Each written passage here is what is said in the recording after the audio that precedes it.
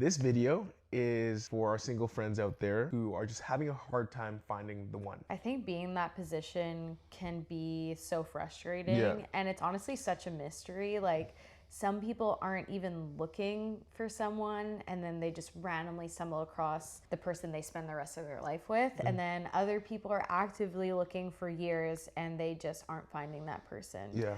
And it really all just kind of is a mystery. And I don't think there is like one solution to it, but there are some things that you can do that are in your control, that at least you know you're doing everything you can do to try to find that person. Yeah, and so we don't want to be overly idealistic, but we want to share some things that we learned from our experience in finding each other that might help you as well. So when we met, we were at a conference that was outside of the towns that we were both living in.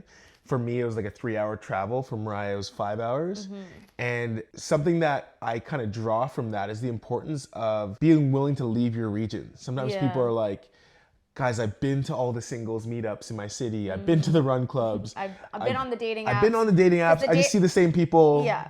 The dating apps all have like a radius. Yeah. So something that I'll tell someone who's in a position like that is like, try getting out of your locality or your region, whether it be going the town over. Maybe you want to go to a different country. Like, we live in Canada, so someone might want to pop over to the States, maybe check out a conference in business or religious based or whatever it is, where they again are upping the chances that they're meeting someone, meeting new people. Yeah, and you might want to even go as far as to say, like, as a Canadian or American, you might want to go to the UK or another place in Europe or Australia. Yeah, exactly. And so the point is like getting out of your kind of current area with hopes that you would increase the chance that you find someone just because of the sheer kind of practical reality of opening up your social accessibility, I guess. Yeah. And a point I also thought of that kind of goes with this as well is, maybe you might not meet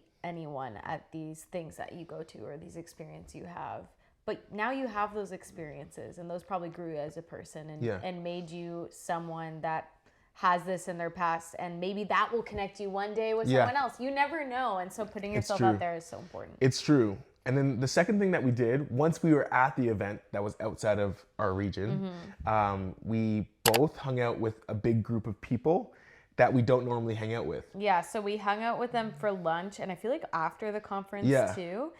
And so you were out of your comfort zone, and so was I. Yeah, because we could have easily gone for lunch with just the people we went to the conference with. Obviously, that's natural to do. But we were like, let's all go together. We went to the mall, what's it called? Food court. Yeah. And then Daniel and I found ourselves in the Orange Julius line together. And we were able to chat.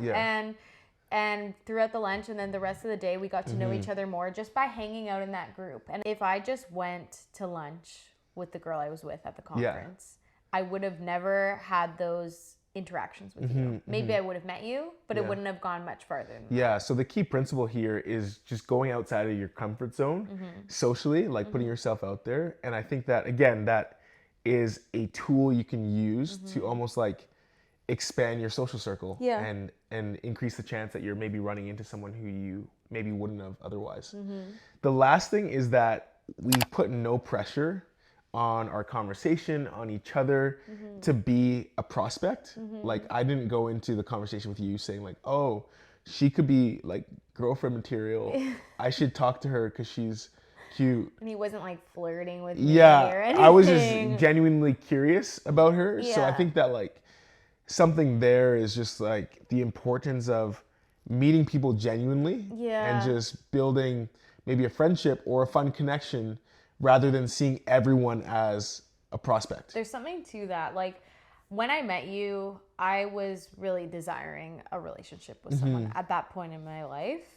And I do remember meeting you and thinking you're attractive and stuff, but like, I guess I just genuinely wanted to get to know you as a friend. I wasn't like trying to speed things up and wasn't trying to like be like control the situation, I guess. And so because of that, I feel like you met me in a really relaxed state almost, and everything was really genuine how we got to know each other. And I do remember leaving the conference being like, I really want to be like really good friends with that guy. And then obviously it turned into more. We became really good friends. Look at that. And then some.